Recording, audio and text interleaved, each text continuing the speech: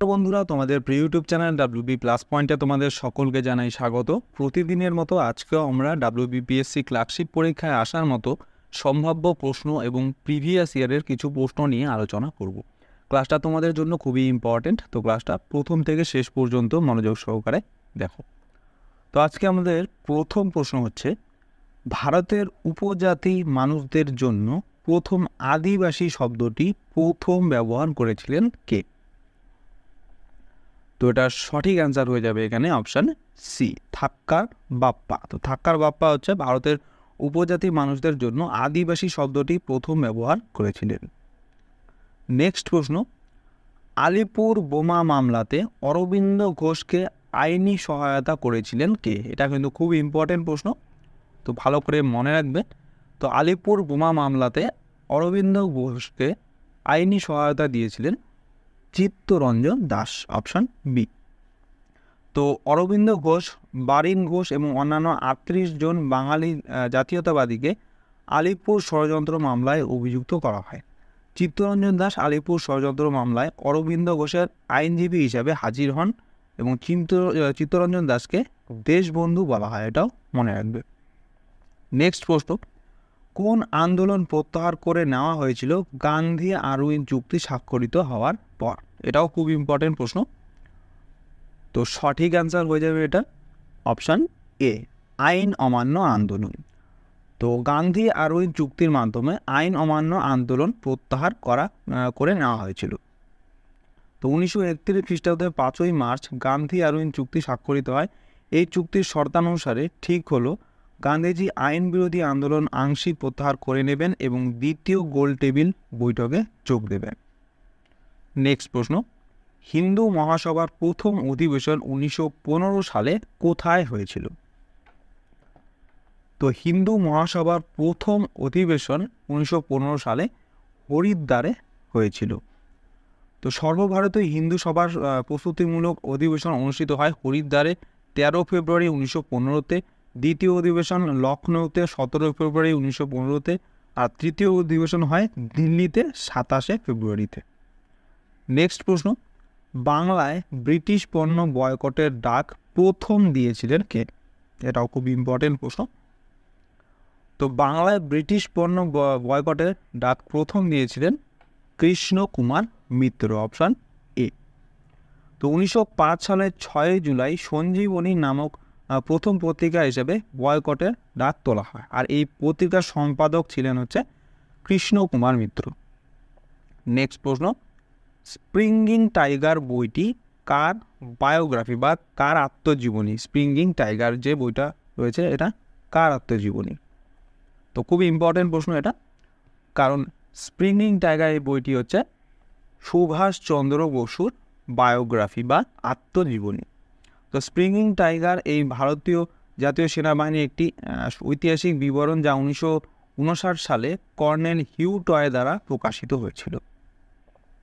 Next প্রশ্ন, তামিলনাড়ু রাজ্যে একাধিক বন্দর থাকার কারণটা কি? তো তামিলনাড়ু রাজ্যে একাধিক বন্দর থাকার কারণ হচ্ছে তামিলনাড়ু যে বন্দর সেখানে হচ্ছে জলের গভীরতা সব থেকে বেশি, এই কারণে সেখানে একাধিক বন্দর দেখতে পাওয়া যায়। তো ভারতীয় বন্দরগুলির গড় গভীরতা রয়েছে 8 মিটার থেকে 12 মিটার পর্যন্ত। তামিলনাড়ুর বন্দরগুলি দেশের সাধারণ বন্দরগুলির চেয়েও গভীর, তাই তামিলনাড়ুর একাধিক বন্দর রয়েছে। নেক্সট প্রশ্ন, বঙ্গোপসাগরে ঘূর্ণিঝড় নিম্নলিখিত কোন মানচিত্রের সাহায্যে বিশ্লেষণ করা হয়? তো বঙ্গোপসাগরে ঘূর্ণিঝড়গুলি হচ্ছে টোপোগ্রাফিক্যাল মানচিত্র দ্বারা বিশ্লেষণ করা হয়। নেক্সট প্রশ্ন, দার্জিলিং হিমালয়ান রেলওয়ে কত সালে ইউনেস্কো দ্বারা ওয়ার্ল্ড হেরিটেজ সাইট হিসাবে আখ্যা পেয়েছিল? ভেরি ভেরি ইম্পর্টেন্ট প্রশ্ন। তো দার্জিলিং হিমালয়ান রেলওয়ে 1999 সালে ইউনেস্কো দ্বারা ওয়ার্ল্ড হেরিটেজ সাইটের আখ্যা পেয়েছিল। তো 5ই ডিসেম্বর 1999 ইউনেস্কো DHR অর্থাৎ দার্জিলিং হিমালয়ান রেলওয়েকে একটি বিশ্ব ঐতিহ্যবাহী স্থান ঘোষণা করে এবং পরবর্তীকালে আরও 2টি রেল লাইন এর সাথে যুক্ত হয়েছিল। নেক্সট প্রশ্ন, কাবেরী নদী কোন স্থানের ব্রহ্মগিরি পর্বতমালা থেকে উৎপন্ন হয়েছিল? খুব ইম্পর্টেন্ট প্রশ্ন এটাও। তো কাবেরী নদী হচ্ছে কর্ণাটক রাজ্যের ব্রহ্মগিরি পর্বতমালা থেকে উৎপন্ন হয়েছে। নেক্সট প্রশ্ন, ডানকান প্রণালী কোন দুটি দ্বীপের মধ্যে এটা অবস্থিত? তো ডানকান প্রণালী হচ্ছে দক্ষিণ আন্দামান এবং ক্ষুদ্র আন্দামান এই দুটি দ্বীপের মধ্যে অবস্থিত। তো ডানকান প্যাসেজ হলো ভারত মহাসাগরের একটি প্রণালী। এটি দক্ষিণ আন্দামান এবং লিটল আন্দামান বা ক্ষুদ্র আন্দামানের মধ্যে অবস্থিত। এটি প্রায় 48 মিটার প্রশস্ত। এটি উত্তরের রুটল্যান্ড দ্বীপ, যেটা হচ্ছে গ্রেট আন্দামানের একটি অংশ রুটল্যান্ড দ্বীপ, আর দক্ষিণে হচ্ছে ছোট আন্দামানকে পৃথক করেছে। নেক্সট প্রশ্ন, পতঙ্গ শ্রেণীর প্রাণীদের রেচন অঙ্গের নাম কি? পতঙ্গ শ্রেণী অর্থাৎ আরশোলা, যেমন মশা, এসব হচ্ছে পতঙ্গ শ্রেণীর প্রাণী। তো এই পতঙ্গ শ্রেণীর প্রাণীদের রেচন অঙ্গের নাম কি? তো অ্যান্সার হয়ে যাবে এখানে অপশান এ, ম্যালপিজিয়ান নালিকা। নেক্সট প্রশ্ন, ওজন দিবস কবে পালন করা হয়? এটাও খুব ইম্পর্টেন্ট প্রশ্ন। তো ওজন দিবস প্রতি বছর 16 সেপ্টেম্বর তারিখে পালন করা হয়। তো আন্তর্জাতিক ওজন স্তর সুরক্ষা দিবস বিশ্ব ওজন দিবস প্রতি বছর 16 সেপ্টেম্বর আন্তর্জাতিকভাবে পালিত একটি সচেতনতা দিবস। ওজন স্তরের ক্ষয় এবং এর ক্ষতিকর প্রভাব সম্পর্কে বিশ্বব্যাপী গণসচেতনতা তৈরিতে দিবসটি পালন করা হয়। নেক্সট প্রশ্ন, ভারতে প্রথম জাতীয় জরুরি অবস্থা ঘোষণা করা হয় কত সালে? ভেরি ভেরি ইম্পর্ট্যান্ট প্রশ্ন। তো ভারতে জাতীয় জরুরি অবস্থা প্রথমবার ঘোষণা করা হয়েছিল 1962 সালে। তো ভারত চীন যুদ্ধের সময় 1962 সালের 26শে অক্টোবর ভারতে প্রথম জাতীয় জরুরি অবস্থা ঘোষণা করা হয়েছিল। আর ভারতের জাতীয় জরুরি অবস্থা মোট 3বার ঘোষণা করা হয়েছে। প্রথমবার হচ্ছে 1962 সালে চীন যুদ্ধের সময়, 1971 সালে পাকিস্তানের যুদ্ধের সময়, এরপরে লাস্ট হচ্ছে অভ্যন্তরীণ গোলযোগের জন্য 1975 সালে ঘোষণা করা হয়েছিল। আর এর সাথে সাথে আরেকটা কথাও মনে রাখবে যে 352 নম্বর ধারায় এই জাতীয় জরুরি অবস্থার কথা উল্লেখ করা আছে। এই প্রশ্নটাও কিন্তু পরীক্ষায় আসে, ভালো করে মনে রাখবে। 352 নম্বর ধারায় জাতীয় জরুরি অবস্থার কথা উল্লেখ করা আছে। নেক্সট প্রশ্ন, গণপরিষদের প্রথম নির্বাচিত সভাপতি ছিলেন কে? তো সঠিক অ্যান্সার হয়ে যাবে option D, Rajendra Prasad. Doctor Rajendra Prasad ছিলেন হচ্ছে গণপরিষদের প্রথম নির্বাচিত সভাপতি। তো মন্ত্রিপরিষদ মিশনের সুপারিশের ভিত্তিতে 1946 সালের জুলাই মাসে গণপরিষদ গঠিত হয়েছিল। কংগ্রেসের একজন বিশিষ্ট নেতা হিসেবে ডক্টর রাজেন্দ্র প্রসাদ মহাত্মা গান্ধী এবং অন্যান্য নেতাদের সাথে কাজ করেছিলেন। আর ডক্টর রাজেন্দ্র প্রসাদ গণপরিষদের সভাপতি নির্বাচিত হয়েছিলেন। নেক্সট প্রশ্ন, মৃদু জলের একটি উদাহরণ দাও। তো অপশনগুলোর মধ্যে কোনটা মৃদু জলের উদাহরণ? তো সঠিক অ্যান্সার হয়ে যাবে অপশন বি, বৃষ্টির জল। তো বৃষ্টির জল হচ্ছে এক প্রকার মৃদু জলের উদাহরণ। তো মৃদু জল কাকে বলে? বৃষ্টি থেকে প্রাপ্ত জল হচ্ছে মৃদু জল। আর এটি সহজেই সাবান দিয়ে ফেনা গঠন করতে পারে। আর এই জলটি গৃহস্থালী কাজের জন্য উপযুক্ত। উদাহরণস্বরূপ যেরকম লন্ড্রি এবং পরিষ্কার করার ক্ষেত্রে এটা ব্যবহার করা হয় মৃদু জলকে। আর এরপরে খর জল, তো ক্যালসিয়াম এবং ম্যাগনেসিয়ামের লবণের উপস্থিতির কারণে এটি খর জল হিসেবে পরিচিত। খর জল সাবান দিয়ে ফেনা হয় না, বরং এটি অধক্ষেপ গঠন করে। নেক্সট প্রশ্ন, কোনটি গ্যাসীয় জ্বালানি হিসাবে ব্যবহার করা হয়? তো গ্যাসীয় জ্বালানি হিসেবে ব্যবহার করা হয় CH4 অর্থাৎ মিথেনকে। এটা হচ্ছে মিথেনের সংকেত CH4। তো মিথেনকে হচ্ছে গ্যাসীয় জ্বালানি হিসেবে ব্যবহার করা হয়।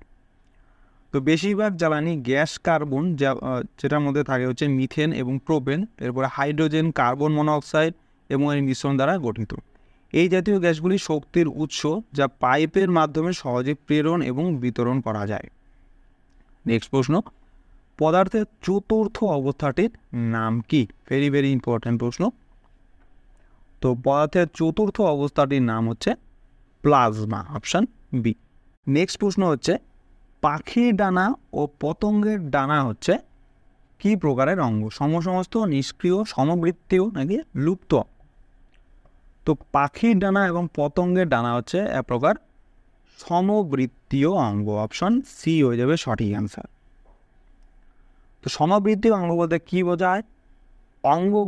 অঙ্গগতভাবে পৃথক হলেও কার্যত একই রকম অঙ্গগুলি সমবৃত্তীয় অঙ্গ বলে। যেমন অঙ্গগতভাবে পৃথক, মানে এখানে বোঝা যাচ্ছে যে পাখি এবং পতঙ্গের যে ডানা সেটার গঠন কিন্তু আলাদা, কিন্তু সেটার কাজ একই, অর্থাৎ তারা সেটা দিয়ে ওড়ে। আর যেমন হচ্ছে প্রজাপতি, পাখি এবং বাদুড়ের ডানা এরা হচ্ছে সমবৃত্তীয় অঙ্গ। এরপরে অক্টোপাস এবং স্তন্যপায়ী প্রাণীর চোখ, এরপরে পেঙ্গুইন এবং ডলফিনের ফ্লিপার। এদের গঠন আলাদা কিন্তু এদের কাজটা একই। নেক্সট প্রশ্ন, তীব্র তড়িৎ ঋণাত্মক মৌলের নাম কি? তো তীব্র তড়িৎ ঋণাত্মক মৌলটির নাম হচ্ছে ফ্লুরিন, অপশন সি। তো ফ্লোরিন হচ্ছে পর্যায় সারণীর সর্বোচ্চ তড়িৎ ঋণাত্মক মৌল। নেক্সট প্রশ্ন, সাতবাহনরা কোন জায়গায় রাজত্ব করত? এটাও খুব ইম্পর্টেন্ট প্রশ্ন। তো সাতবাহনরা মূলত অন্ধ্র অঞ্চল, অর্থাৎ অন্ধ্রপ্রদেশের জায়গায়, সেখানে তারা রাজত্ব করত। তো সাতবাহন রাজত্ব প্রধানত বর্তমান অন্ধ্রপ্রদেশ, তেলেঙ্গানা এবং মহারাষ্ট্র নিয়ে গঠিত। বিভিন্ন সময় তাদের শাসন আধুনিক গুজরাট, মধ্যপ্রদেশ এবং কর্ণাটকে কিছু অংশ বিস্তৃত ছিল। নেক্সট প্রশ্ন, প্রাচীন বৈদিক সাহিত্যে কোন নদীর নাম সব থেকে বেশি উল্লেখ পাওয়া যায়? তো ওটা সঠিক অ্যান্সার হয়ে যাবে অপশান বি, সিন্ধু নদীর কথা হচ্ছে প্রাচীন বৈদিক সাহিত্যে সব থেকে বেশিবার উল্লেখ পাওয়া যায়। নেক্সট প্রশ্ন, নিচের কোনটি থেকে খরচটি লিপি আহূত হয়েছে? অর্থাৎ খরচটি লিপি কোনটা থেকে উৎপত্তি হয়েছে, কোথার থেকে? এটা খুব ইম্পর্টেন্ট প্রশ্ন। তো খরচটি লিপি উৎপন্ন হয়েছে হচ্ছে অ্যারামিক লিপি থেকে, অপশন এ হয়ে যাবে সঠিক অ্যান্সার। তো খরচটি লিপি উদ্ভাবিত হয়েছিল ইরানে, যেটা হচ্ছে অ্যারামিক লিপি নামে পরিচিত। আর এই লিপিটি ইরানি লিপিকারেরা ভারতে নিয়ে এসেছিলেন। আর খরচটি লিপিটি আরবীয় মতো ডান থেকে বাম দিকে লেখা হয়। উত্তর পশ্চিম ভারতে কয়েকটি অশোক শিলালিপি খরচটি লিপিতে লেখা হয়েছিল। নেক্সট প্রশ্ন, ঔরঙ্গজেব কত সালে আলমগীর উপাধি ধারণ করেছিলেন? এটাও খুব ইম্পর্টেন্ট প্রশ্ন। তো ঔরঙ্গজেব 1659 সালে আলমগীর উপাধি ধারণ করেছিলেন। নেক্সট প্রশ্ন, বাবর যখন ভারতবর্ষ আক্রমণ করেন তখন বিজয়নগর সাম্রাজ্যের রাজা কে ছিলেন? এটাও খুব ইম্পর্টেন্ট প্রশ্ন একটা, তো তোমাদের পরীক্ষায় আসতে পারে, খুব ইম্পর্টেন্ট। তো বাবর যখন ভারতবর্ষ আক্রমণ করেন তখন বিজয়নগরের রাজা ছিলেন হচ্ছে কৃষ্ণদেব রায়, অপশন বি। তো মোগল সম্রাট বাবর যখন উত্তর ভারতের বেশিরভাগ অংশ শাসন করেছিলেন তখন কৃষ্ণদেব রায় ছিলেন দাক্ষিণাত্যের সবচেয়ে শক্তিশালী সম্রাট এবং ভারতীয় উপমহাদেশের নিরিখে একটি বিস্তৃত সাম্রাজ্যের অধিকারী। পর্তুগিজ পটভদ্র ডোমিঙ্গো পেস এবং ফেরনাও নুনিজো তার রাজত্বকালে বিজয়নগর সাম্রাজ্য পরিদর্শন করেছিলেন। এটাও ভালো করে মনে রাখবে। তো এই প্রশ্নটা পরীক্ষায় আসে যে কৃষ্ণদেব রায়ের রাজত্বকালে কোন পর্তুগিজ পরিদর্শক এসেছিলেন? তো অ্যান্সার হবে ডোমিঙ্গো পেস এবং ফেরনাও নুনিজ। নেক্সট প্রশ্ন, কুতুবউদ্দিন আইবক নিচের কোনটি প্রতিষ্ঠা করেননি? এটা কিন্তু এরকম ধরনের প্রশ্ন কিন্তু অনেকবার আসে। এখন এরকম ধরনের প্রশ্ন আসছে যে করেননি, এরকমই প্রশ্ন আসছে, খুব ইম্পর্ট্যান্ট এগুলো, তো ভালো করে মনে রাখবে। তো এখানে সঠিক অ্যান্সার হবে অপশন ডি, আলাই দরওয়াজা। আলাই দরওয়াজা হচ্ছে কুতুবউদ্দিন আইবক প্রতিষ্ঠা করেননি। তো আলাই দরওয়াজা কে প্রতিষ্ঠা করেছিলেন? তো আলাই দরওয়াজা হচ্ছে ভারতের দক্ষিণ মেহরুলিতে অবস্থিত কুতুব মিনার ও স্থাপনা সমূহের দক্ষিণাংশে অবস্থিত একটি দরজা। এটি সুলতান আলাউদ্দিন খলজি 1311 সালে নির্মাণ করেছিলেন। আর স্থাপনাটি হচ্ছে লাল বেলে পাথর দিয়ে নির্মিত বর্গাকৃতির। এই স্থাপনার উপরে একটি গম্বুজ বিদ্যমান রয়েছে। নেক্সট প্রশ্ন, শাহজাহান পুত্র সুজা কোথাকার সুবেদার ছিলেন? এটাও খুব ইম্পর্টেন্ট প্রশ্ন। তো শাহজাহান পুত্র সুজা হচ্ছে বাংলার সুবেদার ছিলেন। মির্জা শাহ সুজা, তিনি শাহ সুজা হিসাবে বেশি পরিচিত। বাংলার সুবেদার মোগল সম্রাট শাহজাহানের দ্বিতীয় ছেলে ছিলেন। তিনি বাংলার সুবেদার ছিলেন 1639 থেকে 1660 খ্রিস্টাব্দ পর্যন্ত। নেক্সট প্রশ্ন, হলদিঘাটের যুদ্ধে রানা প্রতাপ এবং সৈন্যবাহিনীর প্রধান কে ছিলেন? তো হলদিঘাটের যুদ্ধে রানা প্রতাপ এর সৈন্যবাহিনীর প্রধান ছিলেন হচ্ছে হাকিম খান, অপশন বি হয়ে যাবে সঠিক অ্যান্সার। তো হলদিঘাটের যুদ্ধে 1576 সালে 18 জুন মহারানা প্রতাপের নেতৃত্বে মেওয়ার বাহিনীর এবং অম্বরের মান সিং প্রথমের নেতৃত্বে মুঘল বাহিনীর মধ্যে এই যুদ্ধটি সংঘটিত হয়েছিল। নেক্সট প্রশ্ন, মহাত্মা গান্ধী ভারতে প্রথম রাজনৈতিক কার্যক্রম শুরু করেন কোথা থেকে? ভেরি ভেরি ইম্পর্টেন্ট প্রশ্ন। তো মহাত্মা গান্ধী ভারতে প্রথম রাজনৈতিক কার্যক্রম শুরু করেন চম্পারণ থেকে, চম্পারণ সত্যাগ্রহ থেকে। তো মহাত্মা গান্ধীর নেতৃত্বে প্রথম সত্যাগ্রহ আন্দোলন ছিল চম্পারণ সত্যাগ্রহ। এটি 1917 সালে বিহারের চম্পারণ জেলায় শুরু হয়েছিল। এই সত্যাগ্রহ ছিল ব্রিটিশ নীল নীতির বিরুদ্ধে একটি বিদ্রোহ। নেক্সট প্রশ্ন, ব্রিটিশরা ভারতে প্রথম যে ফোর্ট স্থাপন করেছিলেন সেটার নাম কি? তো সঠিক অ্যান্সার হয়ে যাবে এখানে option D, Hooghly fort. Next প্রশ্ন, পরশুরাম কার ছদ্মনাম? এই প্রশ্নটা কিন্তু অনেকবার রিপিট হয়, খুব ইম্পর্টেন্ট প্রশ্ন। তো পরশুরাম হচ্ছে, মনে রাখবে, রাজশেখর বসুর ছদ্মনাম। তো রাজশেখর বসু ছিলেন একজন বিশিষ্ট ভারতীয় বাঙালি সাহিত্যিক, অনুবাদক, রসায়নবিদ এবং অভিধান প্রণেতা। তিনি পরশুরাম ছদ্মনামে তার ব্যঙ্গ কৌতুক ও বিদ্রুপাত্মক কথা সাহিত্যের জন্য তিনি প্রসিদ্ধ হয়ে আছেন। নেক্সট প্রশ্ন, ভারতের প্রথম নিউক্লিয় পরীক্ষণ কোথায় হয়েছিল? এটাও খুব ইম্পর্টেন্ট প্রশ্ন। তো ভারতের প্রথম নিউক্লিয় পরীক্ষণ হয়েছিল হচ্ছে রাজস্থানের পোখরানে, অপশন বি। তো ভারত 1974 সালে রাজস্থানের পোখরানে প্রথম পারমাণবিক অস্ত্র পরীক্ষা করেছিল। আর ভারতের প্রথম সফল পারমাণবিক বোমা পরীক্ষার সাংকেতিক নাম ছিল স্মাইলিং বুদ্ধ। এটা কিন্তু খুব ইম্পর্টেন্ট, ভালো করে মনে রাখবে। এই মিশনটার সাংকেতিক নাম ছিল স্মাইলিং বুদ্ধ। নেক্সট প্রশ্ন, পৃথিবীর গভীরতম স্থানটির নাম কি? তো পৃথিবীর সব থেকে গভীরতম স্থানটির নাম হচ্ছে মারিয়ানা খাত। মারিয়ানা খাত বা মারিয়ানা ট্রেঞ্চ হচ্ছে প্রশান্ত মহাসাগরের তলদেশের একটি খাত বা পরিখা।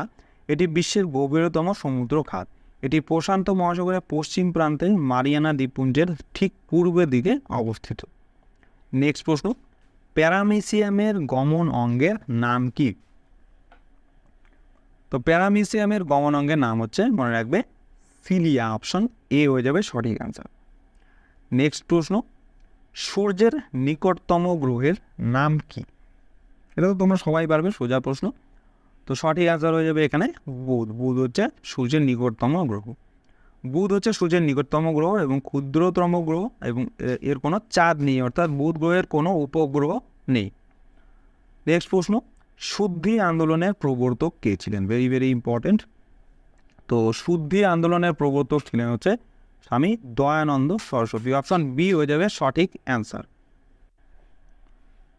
তো শুদ্ধি আন্দোলন শুরু করেছিলেন আর্য সমাজ দ্বারা। এর প্রতিষ্ঠাতা স্বামী দয়ানন্দ সরস্বতী এবং স্বামী শ্রদ্ধানন্দের মতো তার অনুসারীরা, যারা সংগঠনে একীকরণের দিকীয় কাজ করেছিলেন। নেক্সট প্রশ্ন, নিচের কোন শিল্পটি কোরাপুটে গড়ে উঠেছে? তো কোরাপুট জায়গাটি, মনে রাখবে, এটা হচ্ছে উড়িষ্যা রাজ্যে অবস্থিত। আর কোরাপুটে হচ্ছে এটা বিখ্যাত হচ্ছে উড়োজাহাজ নির্মাণ শিল্পের জন্য। তো কোরাপুট হচ্ছে ভারতের উড়িষ্যা রাজ্যের কোরাপুট জেলার একটি শহরের নাম। নেক্সট প্রশ্ন, ভারতের প্রথম বায়োস্ফিয়ার রিজার্ভটির নাম কি? ভেরি ভেরি ইম্পর্টেন্ট প্রশ্ন। তো ভারতের প্রথম বায়োস্ফিয়ার রিজার্ভটির নাম হচ্ছে option B, Nilgiri biosphere reserve. তো নীলগিরি বায়োস্ফিয়ার রিজার্ভ 1986 সালে প্রতিষ্ঠিত ভারতের প্রথম এবং প্রাচীনতম বায়োস্ফিয়ার রিজার্ভ। এটি পশ্চিম ঘাটে অবস্থিত এবং ভারতের 10টি জৈব ভৌগোলিক প্রদেশের মধ্যে 2টি অন্তর্ভুক্ত করে। নেক্সট প্রশ্ন, বাস্তুতন্ত্রের শক্তি প্রবাহ কেমন হয়? একমুখী, ক্রোকার, বহুমুখী, নাকি কোনোটিই নয়? তো বাস্তুতন্ত্রের, মনে রাখবে, শক্তি প্রবাহ হয় সবসময় একমুখী।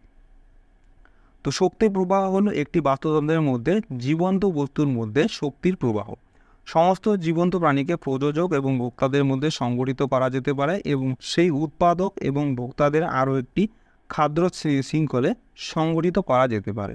খাদ্য শৃঙ্খলের মধ্যে প্রতিটি স্তরই হচ্ছে একটি ট্রফিক স্তর। নেক্সট প্রশ্ন এবং আজকের ক্লাসের লাস্ট প্রশ্ন, তো ফুটবলের ইতিহাসে হেড দিয়ে সর্বোচ্চ গোল কে করেছেন? এটাও খুব ইম্পর্টেন্ট প্রশ্ন, তোমাদের পরীক্ষায় আসতে পারে। তো ফুটবলের ইতিহাসে সবথেকে বেশি হেড দিয়ে গোল করেছে হচ্ছে রোনাল্ডো, অপশান সি হয়ে যাবে সঠিক অ্যান্সার। তো ক্রিস্টিয়ানো রোনাল্ডো ফুটবল ইতিহাসে হেডার দিয়ে সর্বোচ্চ গোলদাতা হয়েছেন। তো বন্ধুরা, এই ছিল আজকে আমাদের ক্লাস। তোমাদের কেমন লাগলো অবশ্যই কমেন্ট করে জানাও। ভালো লেগে থাকলে অবশ্যই একটি লাইক করবে এবং চ্যানেলে নতুন হয়ে থাকলে চ্যানেলটিকে অবশ্যই সাবস্ক্রাইব করে রাখবে এরকম আরও ক্লাসের জন্য। তো তোমাদের সাথে দেখা হচ্ছে নেক্সট ক্লাসে। ধন্যবাদ।